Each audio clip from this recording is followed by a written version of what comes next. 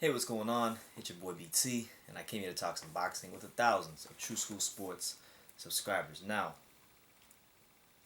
I promise you guys, this will be the last Anthony Joshua video I make for at least a couple days because we got to move on to other boxing coverage. We got Virgil Ortiz this Friday. We got the Golden Contract on Saturday.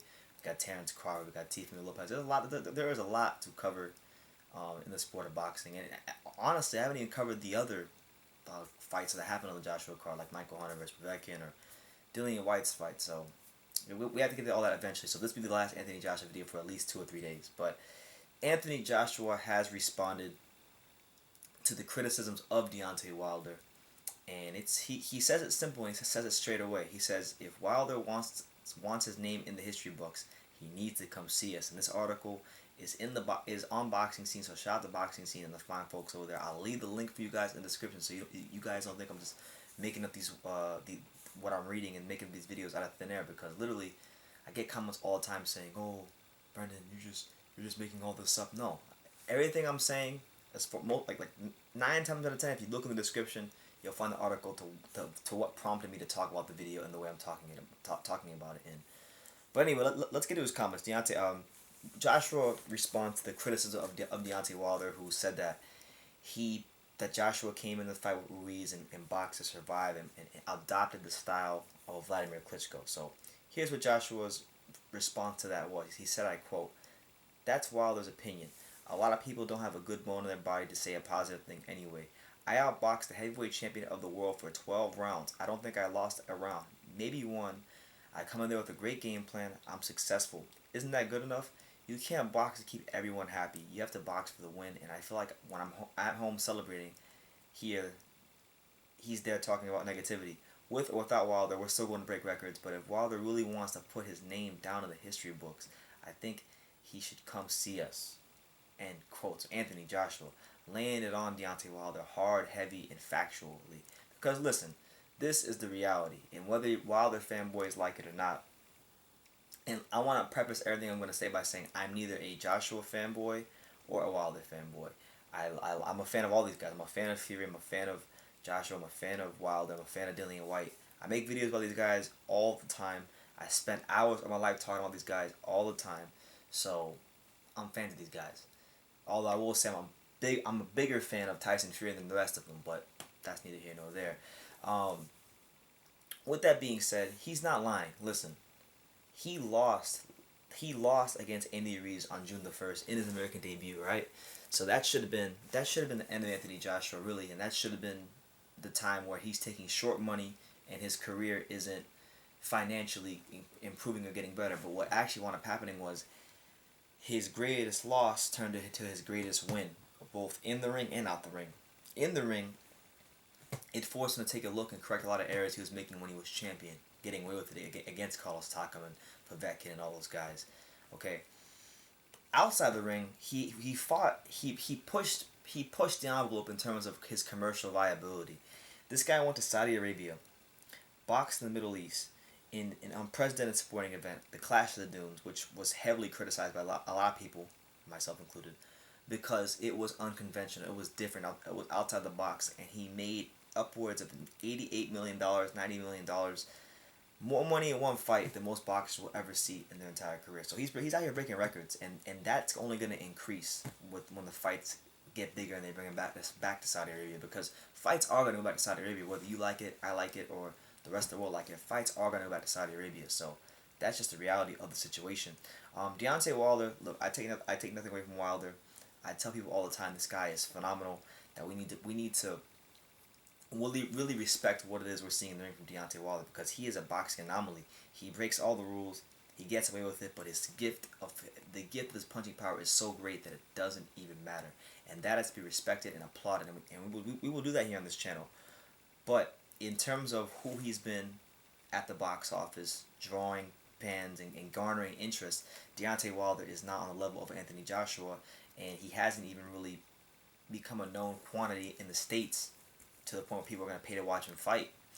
So Anthony Joshua is going to fight Kubrat Pulev at Tottenham Hotspur Stadium, more than likely in May, if that fight gets made, and that'll do record-breaking numbers.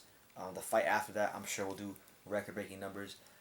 people who don't like Anthony Joshua may not want to hear this, but you're gonna have to you're gonna have to hear this, okay? And you might not like it, but look, what Floyd Mayweather Jr. was to American boxing, Anthony Joshua is to boxing worldwide outside of America. He hasn't really caught on in America because it's very hard to catch on in America, which is why I think he ultimately needs to eventually go back to America, rewrite his wrong, and build his profile a bit out in America. But Deontay Wilder needs to come see Anthony Joshua. All right. There were a lot of things. First of all, we don't need to. I'm not gonna sit here and rehash the whole timeline, but Deontay Wilder verbally agreed to fight Anthony Joshua. These are the facts. It's not me making this up. Everything I'm saying can be researched in articles from back in 2018. Deontay Wilder verbally agreed to fight Anthony Joshua. Okay. Then he was offered a career high payday on not one, not two, but 3 occasions, and turned it down all 3 times. Okay. And then people want to point the finger at Joshua and Eddie Hearn and say they didn't want to make the fight, which they may or may not have had played a small role in the fight happening. But really, the focal point of why the fight didn't happen was Deontay Wilder, it was Al Heyman, and it was the PBC Witness Protection Program for Deontay Wilder that we've talked about many times on this channel over the course of the last year and a half. So, listen, Anthony Joshua, like I've said in my last couple of videos, he's not a finished article. He's improving. He seems to have recaptured the hunger for boxing. He's diving into the history of boxing. He's learning from the older fighters. He's learning from his new trainer, Angel Fernandez. He is just soaking up all he can. And a focused Anthony Joshua is a dangerous Anthony Joshua. He's an Anthony Joshua who is pissed off at greatness. Now, that doesn't mean he's going to beat Deontay Wilder when he fights him, because truthfully speaking, I still think Deontay Wilder would knock out Anthony Joshua. You know? But with this guy improving, you never know. And it doesn't matter who you think would win. The fact of the matter is, we just want to see the fight happen. And Wilder has a big task to tackle when he fights Tyson Fury in February, because that's supposed to happen. And I'll be honest with you, I don't think he's going to beat Tyson Fury. I think Tyson Fury is going to outbox Deontay Wilder and potentially stop him if he's able to take away the right hand. So yeah, you know, Anthony Joshua responded to Deontay Wilder, you know, pretty much saying, you know, and this quote right here is showing a lot of maturity for Anthony Joshua, because early in his career, Anthony Joshua criticized the way he boxed in the Andy Ruiz fight. He criticized Tyson Fury for how he boxed against Klitschko, but now he boxed a similar type of fight against Ruiz, and now he understands that you can't box to keep everybody happy, to keep the fans happy, to keep the promoters happy, to keep the networks happy, to keep potential opponents you might fight happy. What you ultimately have to do is get in that ring, get out safely, and come home with a W. And he understands that now. So fair play to him. That shows growth, that shows maturity, and that shows that he's heading in the right direction as a fighter. And to me, like, this is probably the most, where his career goes from here is to me is probably one of the most fascinating things in boxing right now. So that's the news. Anthony Joshua pretty much saying that Deontay Wilder has to come see Anthony Joshua if he wants to be in the history books, because the reality is Deontay Wilder has held the WBC belt for half a decade. Nobody in America outside of hardcore boxing fans, and some casual boxing fans, know who he is. You know, he's made all these title defenses. Yes, he's been exciting. Yes, he's been fun to watch, but he hasn't really been in that transcending fight when he's had plenty of opportunities to make them, with the likes of, you know, he could have fought Vlad Klitschko when he got the belts. He could have fought Anthony Joshua in 2018. He could have fought Tyson Fury. Scratch that. We won't count Tyson Fury against him because he fought Tyson Fury, and Tyson Fury had his mental health issues. But he could have fought Vladimir Klitschko. He could have fought Ortiz years before that. He could have fought Anthony Joshua in 2018. He could have fought Povetkin, but, you know, that whole situation happened. So his career, when I look at the career of Deontay Wilder, I just see a bunch of missed opportunities to really have put himself in the driver's seat of the division. So it's his chance too. If the Joshua fight ever comes up, he's got to get the Fury first. But if the Joshua fight ever comes up again, you know, we're gonna hold him accountable to it here on True School Sports. And hopefully, Eddie Hearn and Anthony Joshua don't start like, you know, moving the goalposts and keep making this guy some good offers, like they made them the first time. They made him a flat fee. They made an increased flat fee. Then they offered him a 3-fight deal. So it's Deontay Wilder's prerogative what he wants to do with his career. You know, I can criticize him, I can give my perspective on it, but at the end of the day, it's his life, not mine. So until it's over, we can't really say what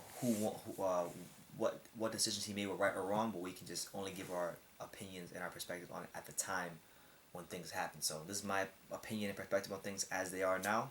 They could change later on. If he's able to beat Fury in a rematch, knock him out, and then get a fight with Joshua and get like a $30 million payday, then I would say, you know what, okay, he got a $30 million payday. That's more than he would have made. Well, actually, no, not even. Not even. He can get. That's the crazy thing. He could get a $30 million payday for a fight in Saudi Arabia with Anthony Joshua, and it would still be $10 million less than he was offered with the DAZN deal. So actually, I scratched that.